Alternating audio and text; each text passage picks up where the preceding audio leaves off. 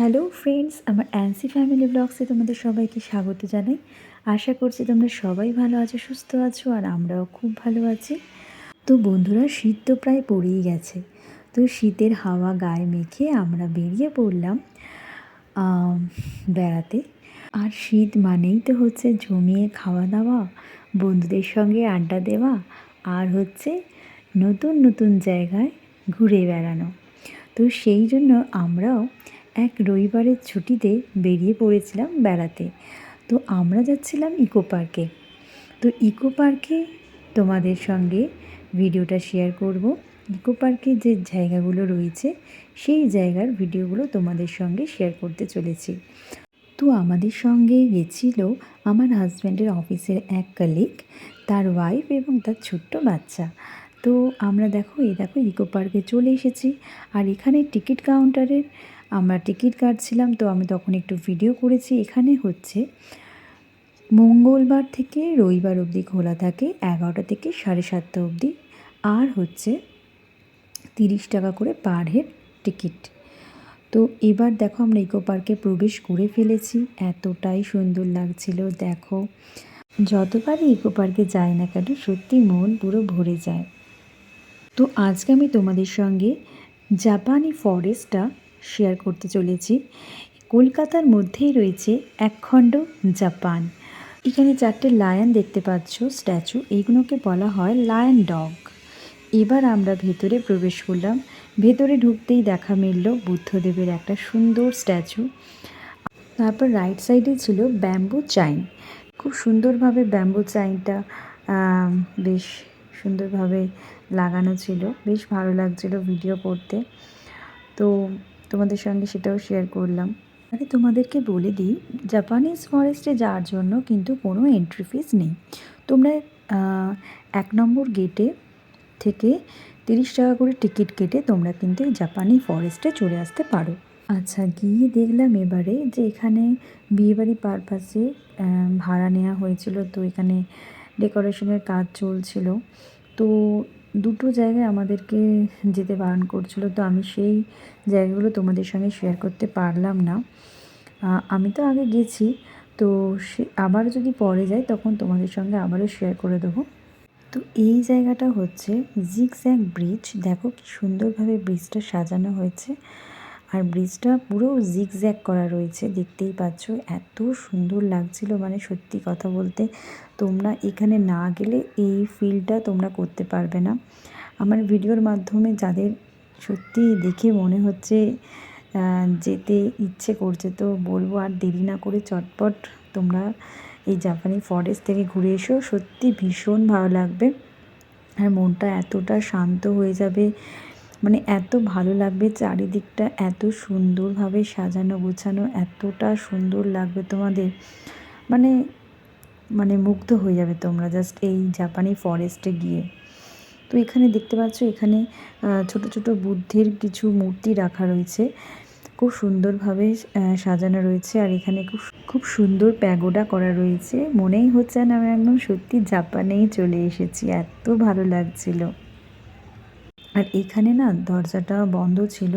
তো আমি কি করব, ভিডিও তো আমাদেরকে করতেই হয়। তো আমি কি করেছি, আমি জানলা খোলা ছিল, তো আমি জানলার ভিতর দিয়েই একটু ক্যাপচার করার চেষ্টা করেছি।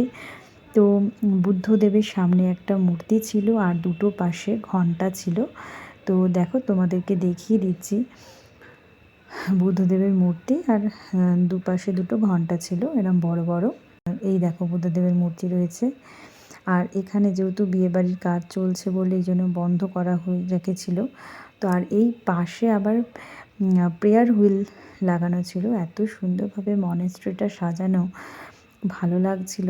আর দেখতে পাচ্ছ এই দেখো বিয়েবাড়িরও সমস্ত কিছু সাজানো রয়েছে এখানে। তো ভালো লাগছিল বেশ। আর এই যে জায়গাটা দেখতে পাচ্ছ, এই জায়গাটাও ভীষণ সুন্দর।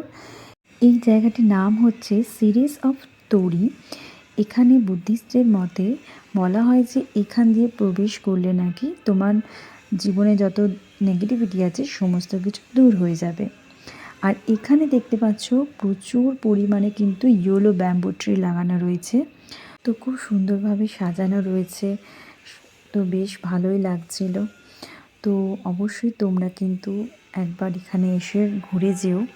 অনেকেই হয়তো ঘুরে গেছো, তো যারা ঘুরে গেছো তাদেরকে বলবো আবারও এসে এই শীতের মরশুমে ঘুরে যেও, আবারও ভালো লাগবে।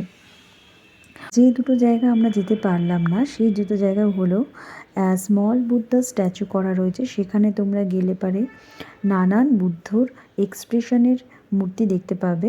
আর একটা হচ্ছে মুন গেট, সেখানে তোমরা গার্ডেন দেখতে পারবে। মুন গেটটা হচ্ছে মুন শেপে করা আছে বলে মুন গেট নাম দেওয়া হয়েছে। আর ব্যাম্বু ট্রি দিয়ে খুব সুন্দর সাজানো আছে, আর গার্ডেন রয়েছে। তো তোমরা এলে কিন্তু অবশ্যই ঘুরে যেও। আর এই যে জায়গাটা দেখতে পাচ্ছ, এই যে পুলটা দেখতে পাচ্ছ, ভীষণই সুন্দর, নানান ধরনের গাছপালা দিয়ে সাজানো, দেখতেই পাচ্ছ সুন্দর একটা ব্রিজ করা রয়েছে। এই পুলটার নাম দেওয়া হয়েছে ডেমি গড।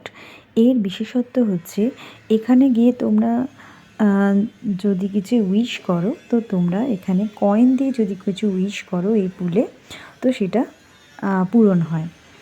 তো বেশ সুন্দর লাগছিল। আর তারপর আমরা এই ফরেস্টটা ঘুরছিলাম, বেশ ভালো লাগছিল।